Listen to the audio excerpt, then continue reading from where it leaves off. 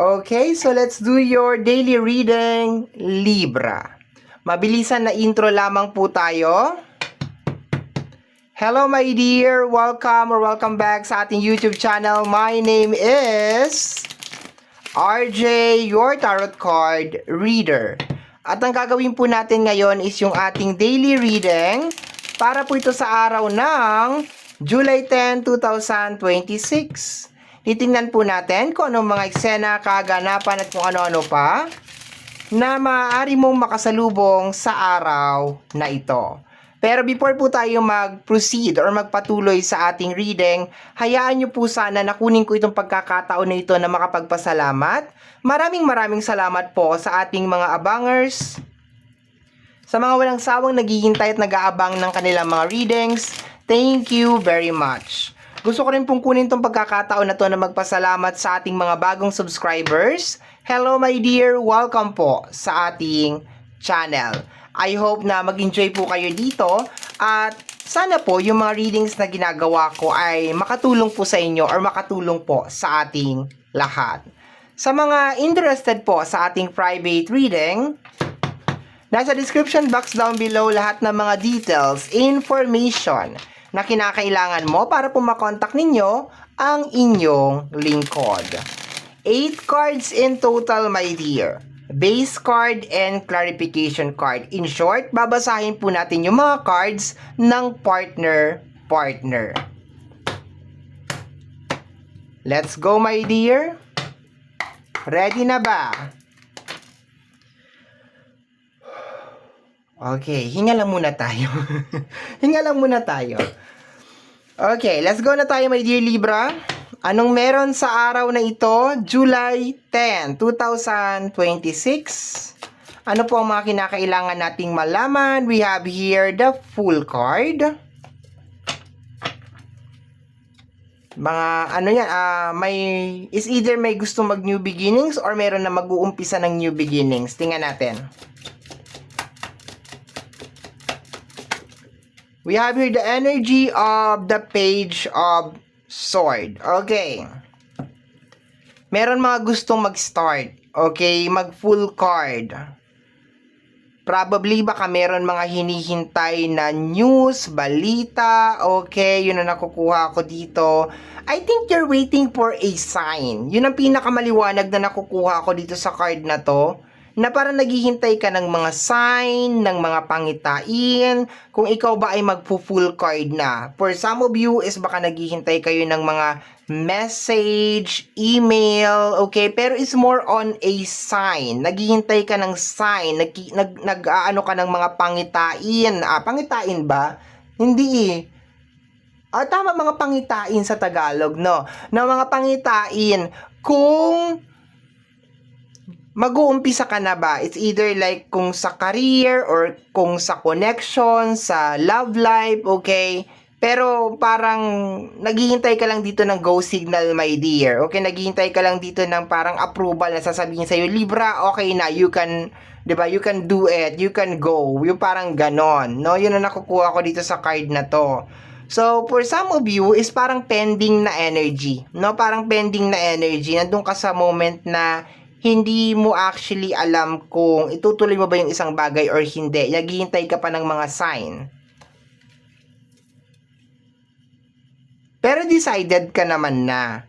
Okay, decided ka na to the point na meron ka ditong full card. Decided ka naman na, my dear. Yun lang, para naghihintay ka lang ng mga senyales, ng mga sign, ng mga pangitain na dapat ituloy mo na ito. Sabi ko nga kanina, for some of you, baka naghihintay lang talaga kayo ng mga confirmation.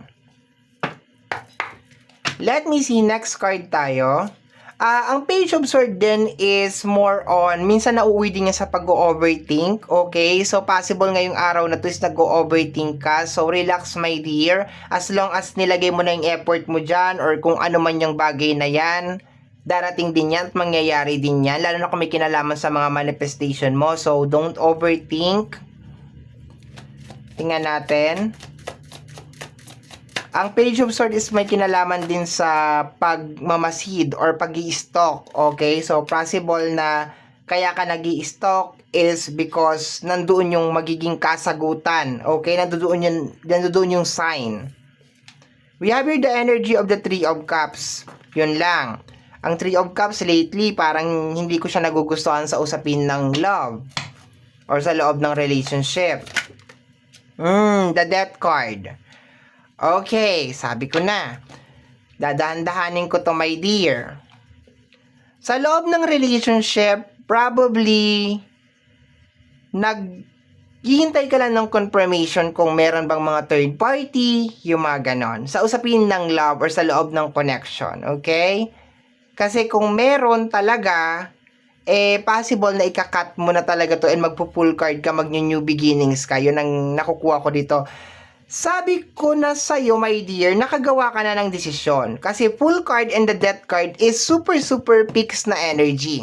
Ibig sabihin, decided ka na. Naghihintay ka na lang talaga ng parang confirmation over here.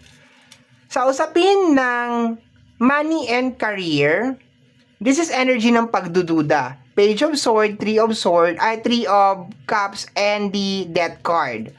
Baka ngayong araw na to is nag-iisip ka na wala na, hindi na darating o hindi na mangyayari kung ano yung gusto kong mangyari sa money and career, ha? Sa money and career. So sabi ko nga sa iyo, my dear, be careful ka sa mga iniisip mo ngayong araw na to kasi kung talaga naglabas ka naman na ng effort dyan, nag-tumbling ka na, nag-split ka na lahat na ginawa mo, so possible na baka nagkakaroon lang ng mga obstacles or ng mga delay, and mangyayari din siya along the way, okay?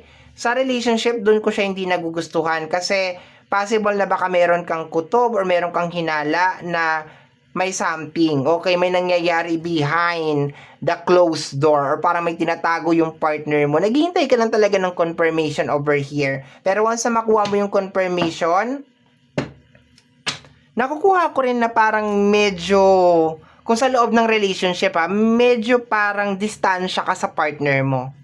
Parang may space between the two of you. And possible na yung nag-create ng space na yon is yung hinala mo o yung yung kutob mo, my dear. Yun na nakukuha ko dyan. Parang may namumuo na gap between you and your partner. We have here the energy of the Seven of Cups. Seven of Cups may kinalaman sa usapin ng illusion. Yes, posible ngayong araw na to is nag-overthink ka nga talaga.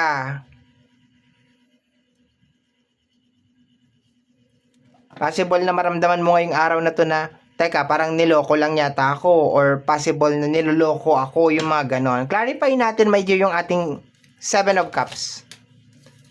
Seven of Cups, ayun, kompleto na, okay? So, we have here the energy of the Ten of Pentacles, okay? So, nag-overthink ka dito sa sa Ten of Pentacles, my dear. Baka iniisip mo ay baka na-scam na ako, baka naloko na ako, yung mga ganun, my dear. Yun ang mga naglalaro sa isipan mo as of this moment. Sa usapin naman ng family and mas mabigat sa family and relationship, my dear. Okay? Kasi possible na baka meron ka na talagang hinala or meron na talagang nangyayari, my dear, deep inside. Let me see. We have here the energy of the Ace of Swords and the energy of the Star.